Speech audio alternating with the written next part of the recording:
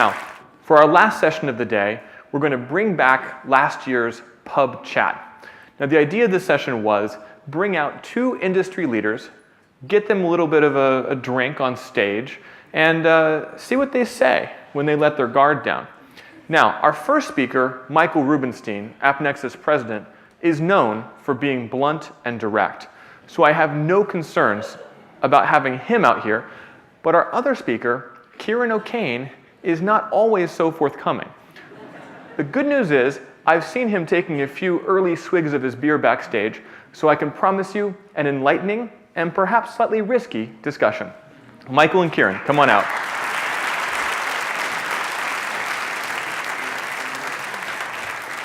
All right, we're going to see if we can get Ciaran to come out of his shell this year. What do you think? Hello. All right, and this year, last year we drank Guinness. This year we're drinking Canadian beer. So I'm from Canada, for those of you who don't know. So, yeah, what do you think? Oh, Canadians. Good at hockey, bad at beer. I know, it's great. All right, cool. Irish, great at beer, not so great at football. That's, yeah. Good comeback. All right. All right, so anyways, thanks for being here. We're going to try this again this year and see what comes of it. Okay. So one thing I noticed from last year is you've got a beard now. Yeah. So last year I had what they called ad tech fatigue. I had a breakdown, grew a beard, found myself on a small island, and came back, and now it's ad tech reality. Who am I? It's all real. Do you like it? So are you still? I'm trying to understand. Are you still jaded? Or No. I've come to the realization that I'm the establishment now. I used to be a punk. I used to have a punk fanzine called ExchangeWire. Yeah. And I kind of grew up, and now I'm kind of establishment instead of. How do I deal with that? Okay. How do I deal with being the establishment? So you believe now. You're a believer again. People actually listen to what I say, which is really scary. Yeah, they do. Yeah. So, well, what's on your mind? Let's talk about what's hot right now. So, well, first of all, thanks for being here. I know you had another option. I did. I turned down Google. That's, No, actually, they turned me down. I'm joking. You said it first. Yeah. So, I mean, look, no one turns you down. You're the Bono of ad tech. Loads of people turn me down. Don't worry. But they're hosting a brand summit, right? Okay. So why are they? What are they doing with brands? Neil Mohan, I was at the Ad Exchanger conference in San Francisco earlier this year, and he said 50% of the top 100 brands were going to take trading in-house this year, take programmatic in-house. Do you think that's wishful thinking, or is it like what's going on with Google and brands? Well, or with everyone in brands? I guess people are hedging their bets, aren't they? The agencies have built out a programmatic layer, their agency trading desk, their DMPs. They've hedged some bets on different technology, WPP with you guys, Publicis with Google, et cetera, But can the agencies move fast enough to kind of satisfy the requirements of the brands? So maybe you could argue that Google's is doing what everybody else is doing. They're kind of like keeping their hand in with both sides, I'm going to help the agencies, but I'm also going to make sure that I'm at front and center when the brands come looking for a technology partner. So it's an interesting space in a minute. Do I think that brands are taking this type of trading in-house? I don't think so. Not in Europe in the short term, maybe in the US, but I think that the agencies still have a big role to play in this space. But I think Neil Mohan's just kind of reaching a wee bit. I know I shouldn't really say that. Like he got 50 million in stock. He's the CEO of, he's a big dog in Google. He's in a better position to say that, but I'm not entirely sure it's going to happen. Mm-hmm. They're hiring CMOs, though. I saw they hired the CMO of L'Oreal. Yeah. That's interesting. A big executive from P&G. Right. And what do they know about ad tech? I don't know. All right. I mean, But it seems like agencies are under attack. Like everywhere I go, I hear about all these ad tech companies who are disintermediating the agencies, and that's bullshit. It's bullshit because they can't do it in the long term. Right, what the reality is, right, if you're an agency, you own demand, okay? And you're being smart. The new ad network is the new agency trading desk, right? And they own the demand, and they're taking as much money as they can possibly can. And third-party execution ad networks are struggling to get on plans because, if you're at Xaxis or you're at Amnet or Acumen, you say, well, my guys can do that as well. What have you got that I haven't got? It's interesting, I speak to people all the time and they tell you that the ad network spends the third-party execution ad networks are kind of collapsing in terms of the spend they get because the agencies are building up their own competencies and their own in-house traders, etc. So, those guys going direct to the marketers are saying, please, please, please put me on the plan because we're really good at executing. Your agency doesn't know what they're talking about. That's happened quite a bit, really. Yeah, but the intermediary space is growing huge, as we know. Significantly growing. So where's it coming from, if not from the agencies? Well, I suppose you had Benjamin Christie on stage. Ben, where are you? Obviously not there. He's out back doing deals. He's using your console doing deals. But that sausage guy doing lots of deals. Sorry, the Acumen guy. I was joking. Not a sausage guy at all. He's probably I don't realize that at all. But these guys, like Benjamin's, is a new sort of differentiated ad network. They aggregate supply and they're plugging into what the agencies want. Agencies want data and they want inventory. That's what they want now. You go and you pitch, I know quite a lot of ad networks and they have to have a real differentiated positioning to get any money at all these days. Yeah, because last year when you were here, you were. It sounded like you were very pro intermediary, very pro ad network. I still am. I love ad networks. It's the fucking greatest model in the world. Makes loads of money. But I personally think that an ad network shouldn't have to raise VC money, right? When you have, I'm not going to kiss the arse of AppNexus, but you have enabling technology like AppNexus, right? You don't really need to spend a shitload of money on technology. You just have to have a very differentiated proposition. And look, there's plenty of examples. Ben's a good example. MediaIQ is a good example.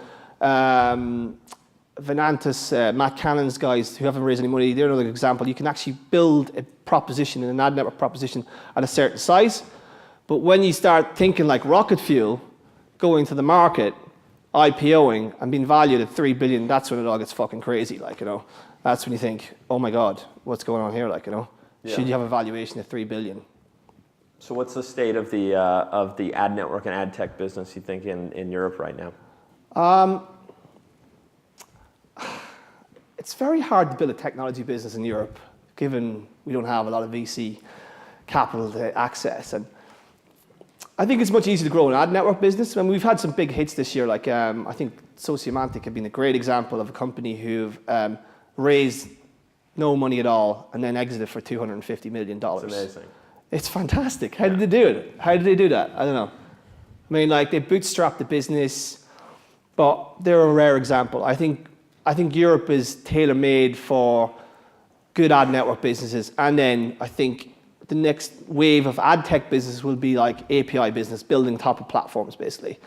And there are plenty of companies that are doing that at the minute, Yeah, that's my own opinion.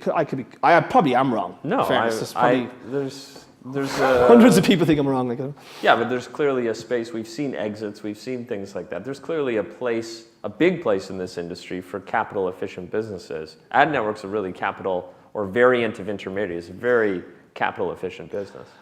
Look, it's a great time to start an ad network. When I get out of this business of doing conferences, writing blogs, I'm going to start an ad network. I am. That's a fact. It's true. All right. Okay, so what else? Publishers. Let's talk about that.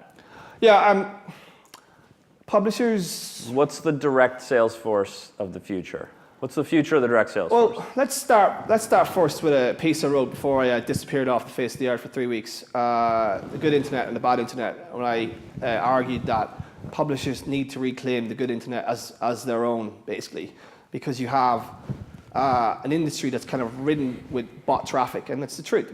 There's so much bot traffic out there. There's been a few articles about ad networks being caught red-handed buying bot traffic. I don't think they knowingly bought that bot traffic, but I think it's a malaise throughout the industry. And it's not just bot traffic, it's also like user-generated content, like Facebook and Twitter. There's no disrespect to them, but they're not brand-safe environments. They're not contextually safe for brands, because if you look at any of the streams on Facebook, which I did the other day, by the way, I've got off Facebook 8 months ago, right? But I had to go on and set up a new group for our Facebook Brazil site. And I just looked at some of the nonsense and rubbish that was being posted in my line. It's not that my friends are degenerates, it's really bad stuff. I was thinking, would a brand really want their ad to be there, like in any shape or form? So my article is about if publishers kind of went out to the market, like you've got a publisher corporation in France. They went to the market and told marketers, listen, we have brand safe inventory. You can buy it here. And as a result, I think prices would rise, CPM prices would rise, and you got a pushback against the bad internet, which is unfortunately a big problem at the minute. Yeah. Brian talked this morning about one of his 3 predictions for 2017 is internet advertising will just work. And we won't have as many issues in areas like fraud and viewability and things like that. Impressions will be of high caliber and brand safe and viewable. You agree with that view of the future? I think we'll get there eventually, but it's going to be a hard. Yeah, 2017 is. 2017. Yeah. What are we now? What year is it? 2015, 2014. Well, anyway, 3 years. Yeah. I think we'll get there eventually, but it's I think you have to start paying premium publishers decent prices for their inventory. I think there's a problem not from sort of mid-level down. I think there's a problem from the client down, right? For instance, that BMW campaign that was exposed in FT having this bot issue. I found out it's been, so the metrics are all DR related, clicks, click-through rates, etc. I was going, why are you running a brand campaign? Why is a brand running a campaign on direct response metrics? So why is BMW doing that? Why are they not running it on brand metrics? That's a question you'd ask. I mean, the agency and the intermediaries are getting blamed for all this bot traffic, but is the problem being pushed down from the client itself, not realizing what they're doing? Well, I don't think clients have a clear sense of like the marketplace view of the world that Brian presented this morning. Do you? What, the 4 segments? Yeah. Could you explain that to me a little bit more, how that works? You can read about it in ExchangeWire. Or AppNexus or one or the other. So, but do you think do you think it's a kind of a education process still for the client? I mean, do you think brands, like Neil Mohan talks about, 50% of top 100 brands are going to bring it in-house, but do you really understand the whole space, basically? That's what I want to know.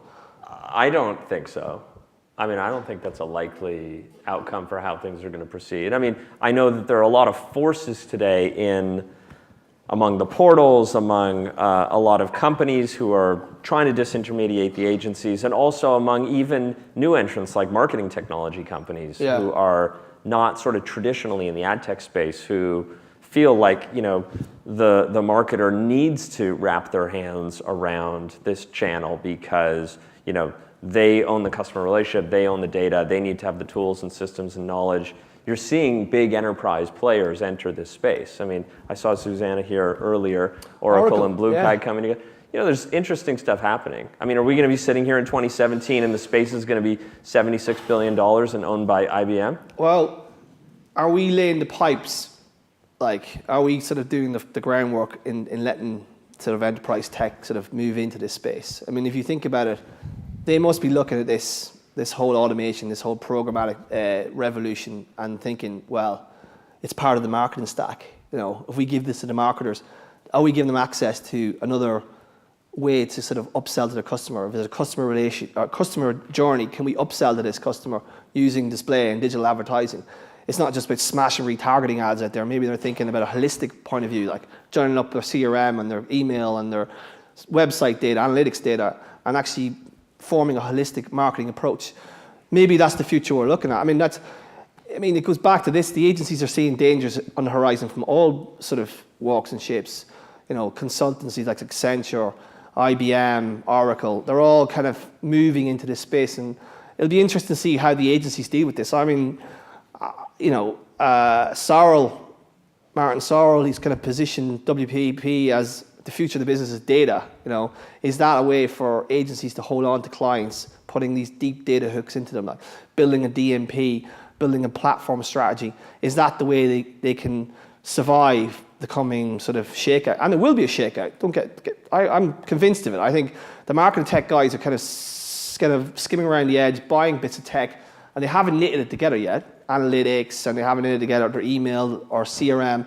It's still like, if you talk to people from Adobe and Salesforce, it's still a bit scattergun because they haven't really formed the process. But if Mohan's right, then I don't think it's Google they're going to look at. I think it's going to be Oracle and it's going to be IBM. Because, to be honest with you, Google have a big media business and they're kind of slightly conflicted. I don't know if you agree with that.